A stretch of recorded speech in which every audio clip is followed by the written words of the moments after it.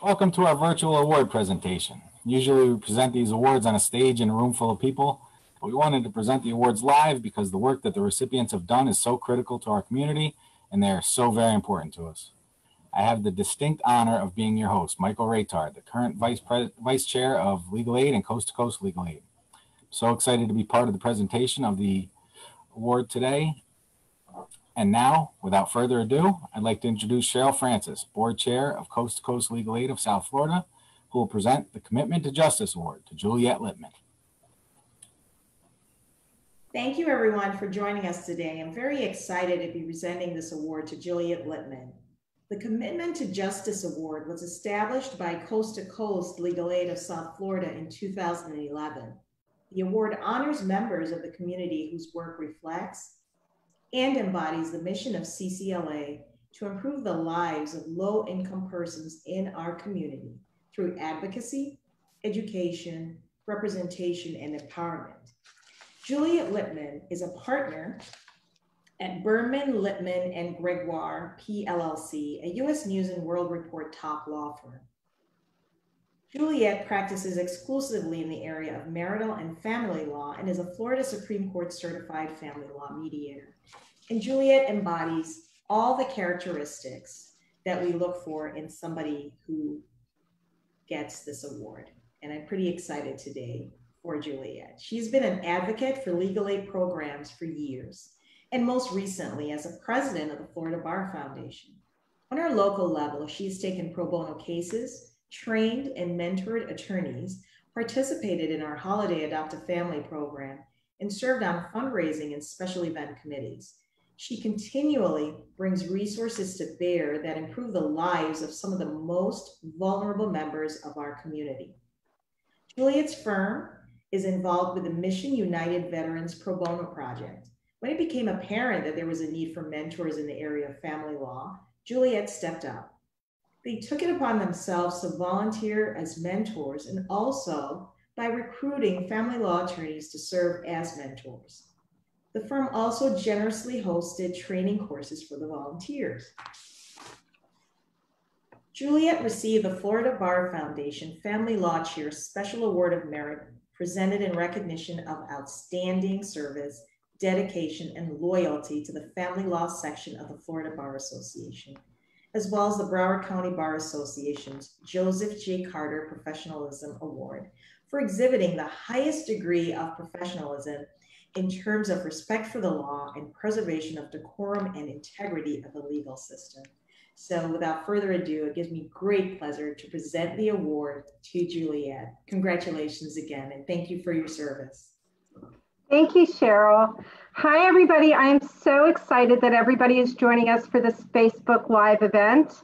It was supposed to be our big annual dinner, and I'm a ham, so I absolutely miss schmoozing with everybody. And while I'm terribly sorry about missing that, the wonderful part of this event is that everyone from around the world can join us, including my great aunt from Costa Rica, who is 99, my parents who are now virtually savvy, Barry, my brother, Barbie, and for those of you who know Jax, he's watching too, and I love you all so much. I'm extremely honored to be receiving such an important award, the Commitment to Justice Award. I am so grateful for this recognition because I'm very sure that every other nominee for this award was as, if not more capable of winning this award. My law firm, Birnbaum, Lippman, and Gregoire, especially Catherine Birnbaum and Nancy Gregoire, who, by the way, is the chair of the Broward Hospital District, came together in 1998. We all became friends in large part because of our joint efforts supporting legal aid and starting in 2004, Coast to Coast. My partner, Josh Roberts, was instrumental in helping start the Mission United Pro Bono Veterans Project. My firm, which I'm so proud of, works hard to seek access to justice in all of our community efforts, every single person here. We are small, but we are mighty. Jillian, Keisha, Nicolette, Tiffany, Kim, Cheryl, Judy, Tiara, and Jax is the official paralegal. Why does this award matter so much to me? Over 41,000 people have accessed free legal assistance at Coast to Coast. 5,500 Broward residents benefited from Coast to Coast Legal Services during 2019, and over 1,000 victims of domestic violence and their children were helped in 2019, all before the pandemic. According to the US Census Bureau statistics, all again prior to the pandemic,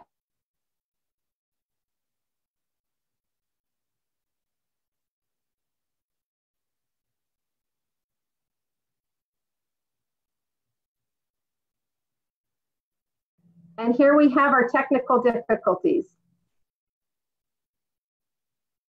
So I apologize for that. That must be my internet. So welcome to the new world. According to the US Census Bureau statistics, which are all prior to the pandemic, there are close to 3 million Floridians living in poverty, about 14% of our population. 1 in 6 children in Florida are negatively impacted by poverty, and 80% of Floridians can't afford when faced with civil legal issues. With this pandemic, these numbers have soared. Our courts are closed. So once they're open and we're back to operations, there will be a floodgate of issues. It is painful to see our homeless population is soaring. Our children are going without food here in Broward County. Another fact that goes largely unnoticed is that Florida is one of only 2 states that does not have funding for civil legal aid. The nation's second most populous state, Texas, appropriates approximately $50 million for civil legal aid. New York, with the country's 4th highest population, funds civil legal aid efforts to the tune of $100 million. Our Sunshine State, and I love this state, America's 3rd most populous state, provides 0. That's nothing. Florida will soon be the only state in the nation that has decided that its children, elderly, veterans, and others less fortunate don't merit assistance from the state when confronted with civil legal issues. It is so hard to accept that our great state, with its tremendous resources, does not promote access to justice and promote the rule of law through legal aid funding. I am not being political. This is not a partisan issue. I have had wonderful support from both sides of the aisle for those issues. What am I focused on? Promoting our system of justice. It is the best system in the world, founded on fundamental principles promoting human dignity.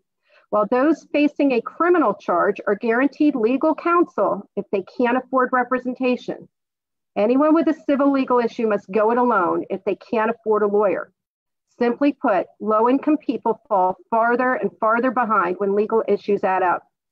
A Colorado Center on Law and Policy study found that renters who lack legal representation were evicted 68% of the time from private housing. Meanwhile, those who were represented by counsel were evicted only 6% of the time. Eviction and foreclosure not only tear at the fabric of a family, but also lower neighborhood property values, reduce property tax rolls, and increase the crime rate in the affected neighborhood. Saving a veteran and her family from losing the family house often saves the veteran's job and effectively saves a taxpayer. In most cases, it takes a civil legal aid lawyer to do the work required to allow folks the meaningful opportunity to be heard in a court of law, to resolve or at least mitigate their civil legal problems.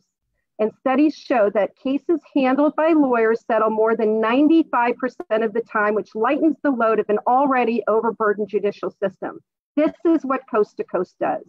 However, lack of funding for Coast to Coast severely limits the number of services that can be offered or the number of people that can be helped. Those who find their way to Coast are met by lawyers overwhelmed by the number of clients who need their help. Of the 21 million people in Florida, roughly 70,000 practice law.